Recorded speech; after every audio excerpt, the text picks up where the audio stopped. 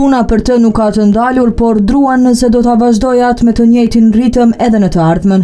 Taulant Hoti, që punon si kamarier në një kafene në Fushë Kosovë, shprehet i shqetësuar me paralajmërimet për rritjen e çmimit të rrymës, pasi thotë se mund të ndikojë në vendin e tij të punës dhe në jetë. Nëse vazhdojnë kështu me rrit çmimet e rrymës, do të më rrit normal edhe çmimi i kafës, edhe rrogat, se kështu rinia jonë nuk mundet domethënë me vazhdu me pagu rrymën edhe me vazhdu jetesë normale në Kosovë.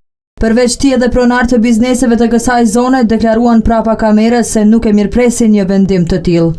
Edhe pse nuk është zyrtarizuar ende, Kushtrema Ajvazi nga shoqata e prodhuesve të Kosovës thotë se një vendim i tillë përveç se ndikon direkt në jetën e qytetarëve, stagnon edhe punën e bizneseve prodhuese dhe atyre të vogla.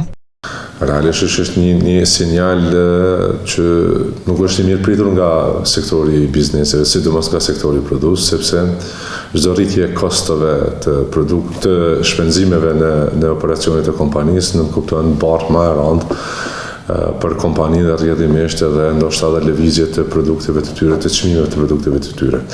Prandaj çdo rritje e kostos në situatë tillë në këtë vetë është rrit për të gjithë. Ndërsa kryetari i Odës Ekonomike të Kosovës, Lulzim Rafuna, tha se një rritje e re do të ndikonte në koston e prodhimit, standardin jetësor dhe fuqinë blerëse në vend.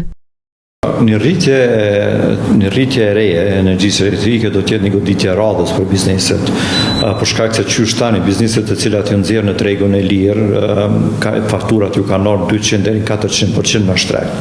Ndërsa shumë biznese të vogla që janë startupe familjare e kanë pas shumë të rëndë dhe kanë shumë të rëndë qëndrimin në treg përballjen me konkurrencën.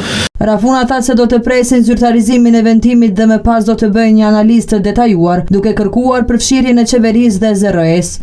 Javën e kaluar Kesko ka kërkuar rritje mbi 21.3% të tarifës për 2026, duke arsyetuar me kostot operative, importin dhe sigurinë e furnizimit.